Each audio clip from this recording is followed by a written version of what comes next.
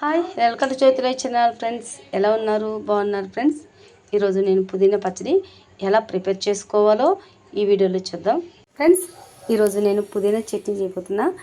ఈ పుదీనా చట్నీకి కావాల్సిన ఐటమ్స్ అనేవి పల్లీలు, జీలకర్ర ఒక స్పూన్ నిండా, నువ్వులు ఒక 3 స్పూన్లు, పల్లీలు కూడా ఒక 4 స్పూన్లు తీసుకున్నాను అనమాట. పల్లీలు ఎన్ని నేను చెప్పలేదు కదా. టమాటాలు 6 టమాటాలు, చిన్న చిన్న టమాటాలు తీసుకున్నాను అనమాట. అంత పెద్దవి కాకుండా చిన్నవి కాకుండా. పచ్చిమిర్చి అర్ధపావు పచ్చిమిర్చి తీసుకున్నా. ఎందుకంటే ఇవన్నీ ఉంటాయి కాబట్టి కొంచెం మనకి స్పైసీ తక్కువ అవుతుంది అనమాట. అదే కొంచెం ఎక్కువ వేసుకుంటే సరిపోతుంది మనకు కారము. ఒక ఆనియన్ తీసుకున్నా, ఒక నిమ్మకాయ అంతా చింతపండు తీసుకున్నా, ఒక ఎల్లిగడ్డ గడ్డ మొత్తం తీసుకున్నాను అనమాట. పుదీనా కాడికి వస్తే పుదీనా 2 కట్టలు, 3 కట్టలు వేసిందనమాట. 3 కట్టలు పుదీనా, ఒక 2 కొత్తిమీర కట్టలు, ఒక కరివేపాకు మనకి ఎంత అవసరమైంది అదే తీసుకోవాలి. ఓకే, వీటిని అన్నిటినీ పుదీనా శుభ్రంగా క్లీన్ చేసుకునేసి నీట్గా 4-5 సార్లు మాత్రం పుదీనా కొత్తిమీర 4-5 సార్లు మాత్రం క్లీన్ చేసుకోవాలి. ఎందుకంటే మనకి ఆకుకూరలు ఎప్పుడైనా సరే మనకి ఎక్కువ ఇసుక, మనకి మట్టి ఎక్కువ ఉంటుంది. అందుకనేసి నీట్గా కడిగేసుకుందాము. ఓకేనా. ఈ టమాటాలు చిన్న చిన్న ముక్కలుగా కట్ చేసుకుందాం. Okay friends.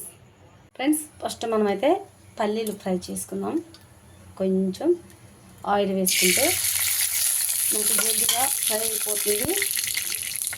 అయితే మనం ఆయిల్ వేసుకొని మనం ఫ్రై చేసుకున్నట్లయితే టేస్ట్ కూడా చాలా బాగుంటుంది అన్నమాట.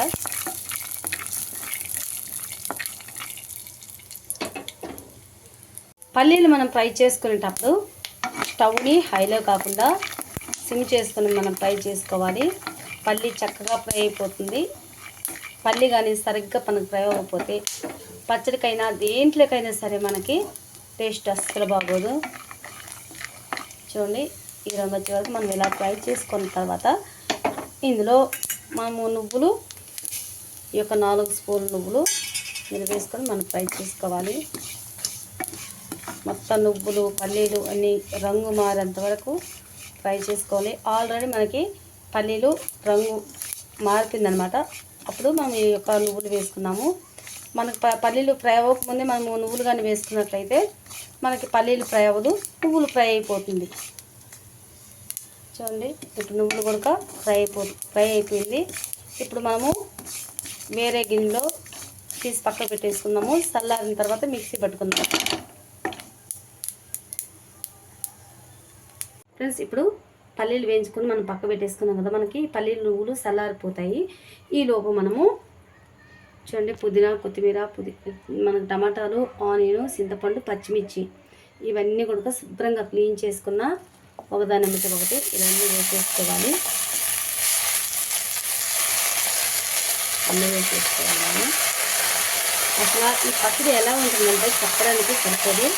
తిన్న తర్వాత అసలు ఈ పచ్చడి ఎలా ఉంటుందో మీరు కామెంట్ చేస్తారు. చాలా బాగుంటుంది ఫ్రై అయితే అసలు అంత బాగుంటుంది అన్నమాట మనకి పుదీనా పచ్చడి. ఇందులోని ఈ స్టేజ్లోనే మనము దీని నిండా ఒక స్పూన్ నిండా ఆయిల్ వేసుకున్న పెద్దగా గంట కూర దొరుకుతుంది.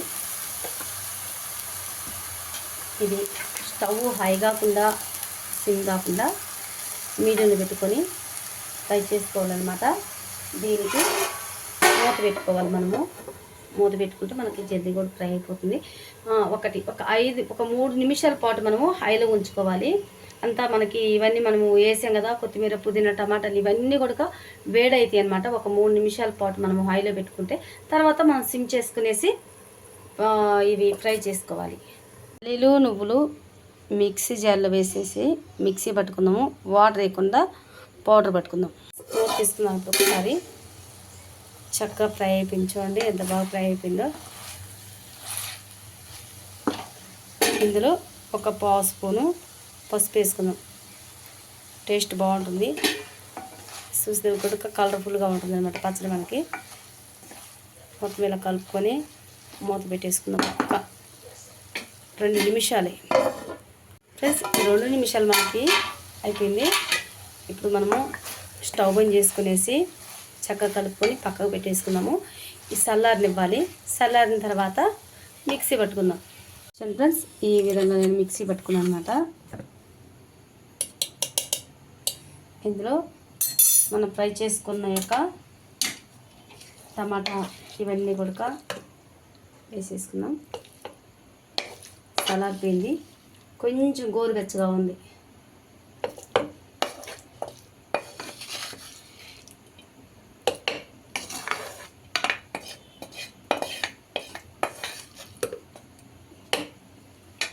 ఇందులో ఎల్లిగడ్డలు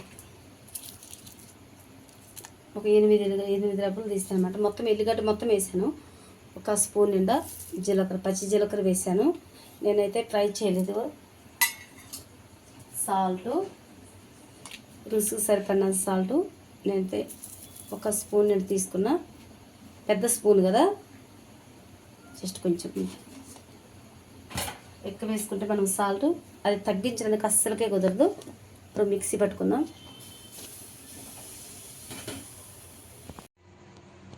చూడండి, పచ్చడి మిక్సీ పట్టాను. అసలు ఎంత గమ్మత్తుగా వచ్చిందో పచ్చడి, చాలా బాగుంది. ఇంకా ఇందులో ఉప్పు కారము అన్నీ కట్టుకొని నేను ఉప్పు కట్టకు సరిపడతట్టుగా వేసుకున్నాను అనమాట. ఇది వేరే బౌల్లో తీసుకుందాం పచ్చడిని. ఫ్రెండ్స్, ఇప్పుడు నేను స్టవ్ ఆన్ చేసుకునేసి కడాయి పెట్టుకున్నాను. ఇందులో ఆయిల్ తీసుకుంటున్నా. ఈ గరిటె నిండా ఆయిల్ తీసుకున్నా. ఇంకా గరిటె నిండగా కడగదు, కొంచెం తక్కువ తీసుకున్నాను అనమాట. ఆయిల్ వేడైతుంది. మినపప్పు, జీలకర్ర, ఆవాలు వేసుకున్నా. అవి మనకి రంగు మారేంత వరకు మనము ఫ్రై చేసుకోవాలి. జీలకర్ర, ఆవాలు మనకి పోపు కూడా మనకి చక్కగా ఫ్రై అయిపోవాలి. చూడండి, ఇలా పచ్చి పచ్చిగా ఉన్నా కూడా బాగోదు. ఇందులో 2 ఎల్లుల్లి రెబ్బలు 2 కొట్టి వేసాను అనమాట. ఇదిగో మనకి పప్పులన్నీ జీలకర్ర, ఆవాల కూడా మనకు రంగు మారిపోయింది. ఇప్పుడు ఇందులో ఎండుమిర్చి ఒక 6 ఎండుమిర్చి వేసుకున్నా.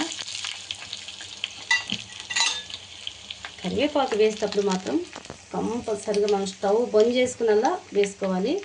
ఇదిగో మనకి ఎండుమిర్చి అన్నీ కూడా మనకి ఫ్రై అయిపోయింది. ఇంతకు మించి మనకు ఫ్రై అయిపోతే మాడిపోతుంది. ఇప్పుడు స్టవ్ బంద్ చేసుకుని కరివేపాకు వేసుకుందాం. కరివేపాకు